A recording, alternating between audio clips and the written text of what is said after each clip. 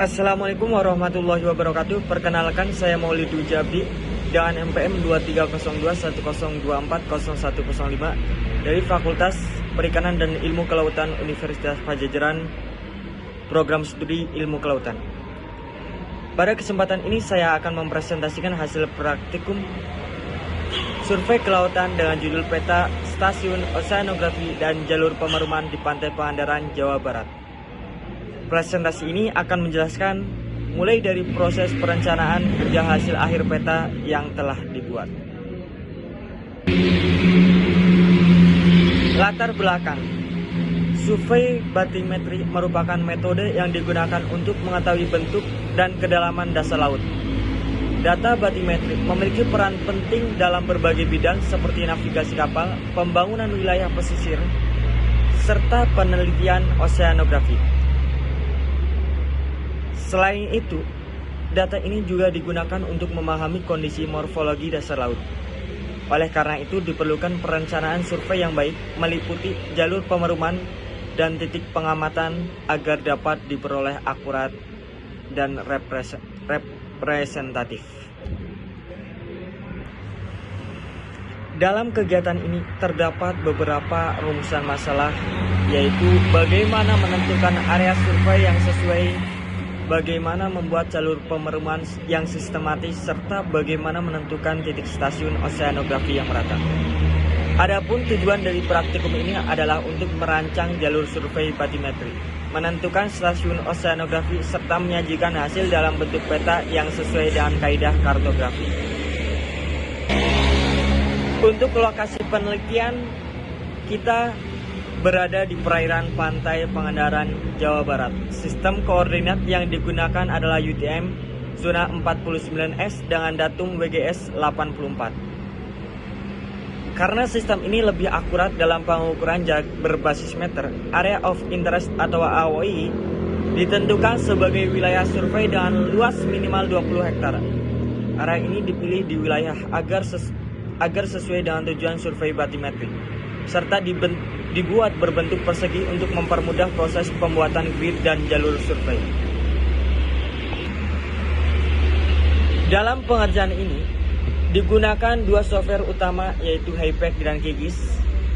Seperti yang kita ketahui, HYPACK digunakan untuk membuat jalur pemeruman, sedangkan untuk QGIS digunakan untuk visualisasi pengolahan data dan pembuatan layout peta. Data yang digunakan berupa citra satelit serta boundary area sebagai batas wilayah survei. Pembuatan batimetri line. Tahap selanjutnya yaitu pembuatan jalur pemeruman menggunakan HYPACK. Jalur ini terdiri dari dua jenis, yaitu mainline dan crossline. Mainline sendiri digunakan sebagai jalur utama pengukuran dengan jarak antar garis sebesar 25 meter, sedangkan untuk crossline digunakan sebagai jalur kontrol kualitas data dengan jarak 50 meter. Pembuatan jalur ini dilakukan secara paralel dan sistematis agar seluruh area survei dapat tercover dengan baik. Berdasarkan hasil yang diperoleh, terdapat 73 mainline dengan total panjang sekitar 123 km, serta 33 crossline dengan panjang sekitar 62 km.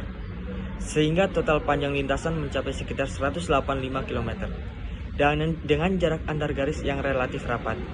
Jalur ini diharapkan mampu menghasilkan data kedalaman yang lebih detail. Selain itu, adanya crossline juga berfungsi untuk memastikan kualitas dan akurasi data hasil pengukuran. Selanjutnya dilakukan pembuatan stasiun oseanografi menggunakan QGIS. Titik stasiun dibuat dalam bentuk grid dengan ukuran 100 x 100 meter. Grid ini disusun secara merata di dalam area survei agar distribusi data lebih representatif. Jumlah total titik yang dihasilkan sekitar 1995 titik, di mana setiap titik memiliki informasi koordinat yang dapat digunakan untuk analisis lebih lanjut. Integrasi data dan layout. Seluruh data yang telah dibuat, yaitu jalur survei dan titik stasiun, kemudian diintegrasikan dalam satu tampilan peta. Proses ini bertujuan untuk memberikan visualisasi yang jelas terhadap hubungan antara jalur pemeruman dan titik pengamatan.